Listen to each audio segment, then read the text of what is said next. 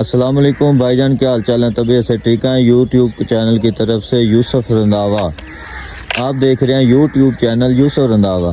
ए जी आसफ गिल शिकार करन आया हरियल दा। सुबह सुबह 7 बजे का टाइम है, पुल दे उत्ते खलोता है। इनू मैं वेख के निशाना चेक करन आया। देख रहे हैं ये भाईजान हरियल का शिकार कर सकते ने कि नहीं कर सकते। हुण इसदा शिकार असीं वेखने आ। पिपल उत्ते हरियल बैठा है, वेखने आ इस हरियल का शिकार कर सकता कि नहीं कर सकता। ਇਹ ਤੁਹਾਡੇ सामने लाइव तो दिखा रहे हैं।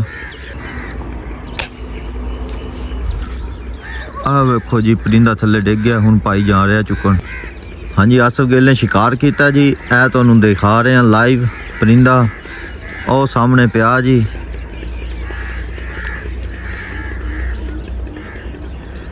ए बंदा चुकन जा रहा जी।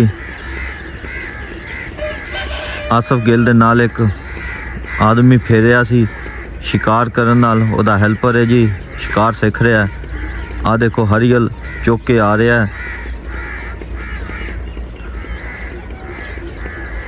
माशाल्लाह जी आसफ गिल दा बड़ा निशाना पक्का है जी।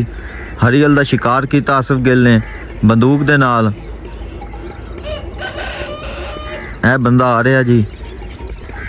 ए तरगर बरादरी है जी, गुलामबाज तरगर दा डेरा जी। ओदे कोल पिपल खलोता सी, ओदे उत्ते शिकार किया जी आसफ गिल ने। सुबह आन के 7 बजे 7:05 ते हरियल दा शिकार किया जी। पिपल दे उत्ते बैठा सी आसफ गिल ने।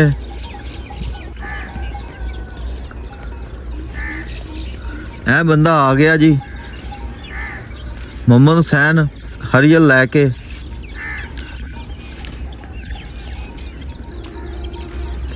ए देखो जी आसफ गिल नूं दिखा रहा है हरियल दा शिकार है जी। आ देखो जी, वाह जी पक्षी वाह। लगा है अच्छा जी, जी हाँ, बहुत अच्छा पक्षी है अच्छा जी।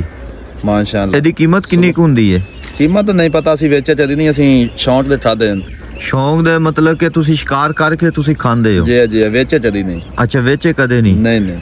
ਇਹ ਜੀ ਸਵੇਰ ਤੁਸੀਂ ਸ਼ਿਕਾਰ ਕਰਨ ਆਉਂਦੇ ਹੋ 7 ਵਜੇ, ਹਜੇ ਕੋਈ ਬੰਦਾ ਇੰਨਾ ਨਹੀਂ ਉੱਠਿਆ ਹੁੰਦਾ, ਤੁਸੀਂ ਆਣ ਕੇ ਸ਼ਿਕਾਰ ਕਰ ਰਹੇ ਹੋ? ਜੀ ਹਾਂ, ਸ਼ੌਂਕ ਹੈ ਜੀ ਸ਼ਿਕਾਰ ਦਾ। ਅੱਛਾ ਸ਼ੌਂਕ ਹੈ ਜੀ। ਇਹ ਹਰੀਅਲ ਹੈ? ਆਹੋ ਹਰੀਅਲ ਹੈ ਜੀ।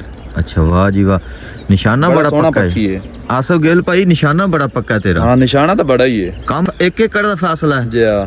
ਅੱਛਾ ਜੀ ਹਰੀਅਲ ਦਾ ਇਹ ਬੰਦੂਕ ਕਿਹੜੀ ਇਸਤੇਮਾਲ ਕਰਦੇ ਹੋ? 에ਅਰ ਗਨ ਨੇ? ਜੀ ਹਾਂ। ਅੱਛਾ ਵੈਰੀ ਗੁੱਡ। ਇਹਦੇ ਚ ਕੀ ਪੈਂਦਾ, ਸ਼ਰੇ ਪੈਂਦੇ ਨੇ ਜਾਂ ਕੋਈ ਸ਼ਰੇ ਪੈਂਦੇ ਨੇ? ਸ਼ਰੇ ਪੈਂਦੇ ਨੇ। ਮੁਹੰਮਦ ਹੁਸੈਨ ਤੁਸੀਂ ਕੀ ਹਾਲ ਚਾਲ ਨੇ? ਠੀਕ ਹੋ? ठीक है भाई जी आप। ਅੱਛਾ ਤੁਸੀਂ ਇਹਦੇ ਨਾਲ ਹੀ ਕੰਮ ਸਿੱਖ ਰਹੇ ਹੋ? जी हाँ, ਅੱਛਾ ਕਿੰਨੇ ਸ਼ਿਕਾਰ ਕੀਤੇ ਨੇ ਸਵੇਰ ਦੇ? 2 कीते ने। 2 ਕੀਤੇ ਨੇ? जी हाँ। ਬੜੀ ਗੱਲ ਹੈ ਜੀ। ਆ ਸ਼ਿਕਾਰ ਕਰ ਰਹੇ ਨੇ ਆਸਫ ਗਿਲ, ਆਪਣੀ ਸਿਹਤ ਦਾ ਖਿਆਲ ਰੱਖਦੇ ਨੇ ਜੀ। ਆ ਸ਼ਿਕਾਰ ਤਾਕਤ ਵਾਲੀ ਚੀਜ਼ਾਂ ਦਾ ਸ਼ਿਕਾਰ ਕਰਕੇ ਤੇ ਆਪਣੀ ਸਿਹਤ ਦਾ ਖਿਆਲ ਰੱਖਦੇ ਨੇ।